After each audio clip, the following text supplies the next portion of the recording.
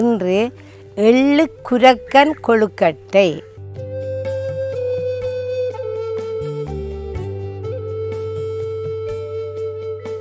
இது மாவுடன் கொஞ்சம் உளுந்து மாவும் சேர்க்கிறேன்.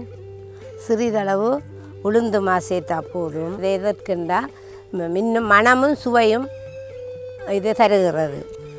அதோடு சுத்தம் செய்து வறுத்த எள்ளு, சுத்தம் செய்து வறுத்த எள்ளையும் இதோடு சேர்க்கிறேன். ஏண்டா எள்ளு குரக்கன் கொழுக்கட்டையான உடையா நிறைவாக எள்ளும் குரக்கனும் நிறைய இருக்கணும். அதனால் எள்ளு குரக்கன் கொழுக்கட்டை, அதை புடி கொழுக்கட்டை என்றும் சொல்கிறது.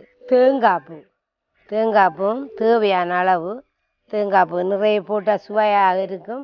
இருந்தாலும் அதிகம் கூடினால் சாப்பிட இல்லாமல் நறுத்தன்மை விருப்பமில்லாத தன்மை ஏற்படும். சில குழந்தைகள் சில சிறுவர்களுக்கு நிறம் இருந்தால்தான் அதை சாப்பிட விரும்புவார்கள். நிறமாக இருப்பதற்கு மஞ்சத்தூளும் போடுகிறேன். அதோட வறுத்தெடுத்த சின்ன சீரகம் இதையும் சேர்க்கிறேன். இத்துடன் உப்பு நான் சிறிதாக சேர்க்கிறேன். ரைட். இப்பொழுது நீரை விட்டு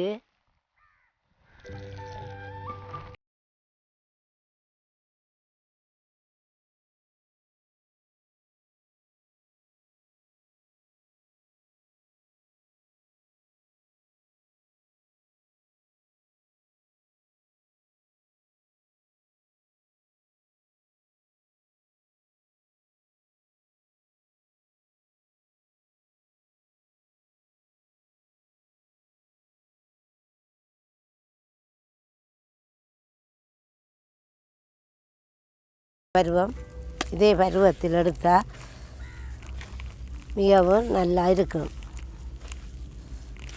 ரைட். இங்கே பாருங்கள், நல்லா குழைந்து விட்டது.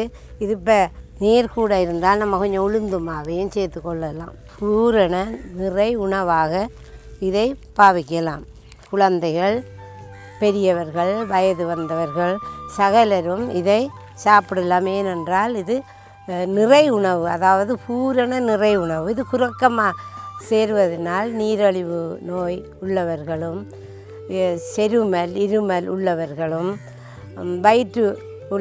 வயிற்று வலி அதாவது வயிற்று கோளாறுகள் உள்ளவர்களும் இந்த குரக்கன்மா எள்ளு அதெல்லாம் சேர்ந்த உணவை கூடுதலாக பயன்படுத்தலாம். இதை இப்போ தயார் செய்து விட்டேன். எல்லாம் பிசைந்து முடிந்து இப்பொழுது கடைசியாக சீனியை போடுவோம். சீனி நிறைய தேவையில்லை என்றால் எல்லாரும் சாப்பிட்றபடியாக சீனியை கொஞ்சம் குறைத்து போடுறது நல்ல. என்னென்னா நீரழிவு நோய் அதண்டு இருக்கிறார்கள் சாப்பிடாம விட பார்ப்பாங்க. அதனுடைய எல்லாருக்கும் சேர்ந்த மாதிரி அளவுக்கு இதை போட்டால் போதும். இப்பொழுது எள்ளு குரக்கன் புடி கொழுக்கட்டை ரெடி.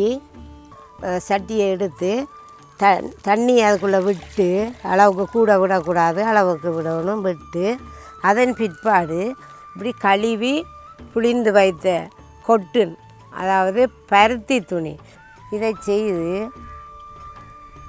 இதை கட்டணும். வளைச்சி இப்படி கட்டணும். என்றால் உள்ளுக்கு போகாமல் இதை கட்டி இப்பொழுது அடுப்பில் வைக்கிறது.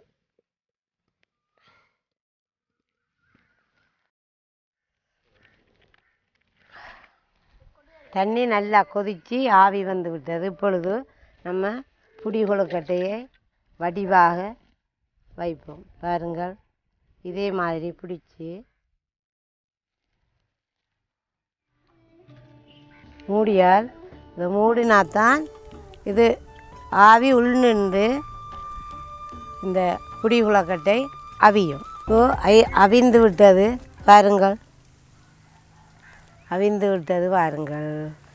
நிறம் மாறி இப்படி அவிந்து விட்டால் இப்படி பார்க்கணும். அவிந்து விட்டது. இப்போது இறக்குறேன். புடி கொழுக்கட்டை ரெடி. எள்ளு குரக்கன் குடி உலக்கட்டை தயாராகி விட்டது. இது சாப்பிடுவதற்கு மென்மையாகவும் போசனை உள்ளதுமாக அமைகிறது.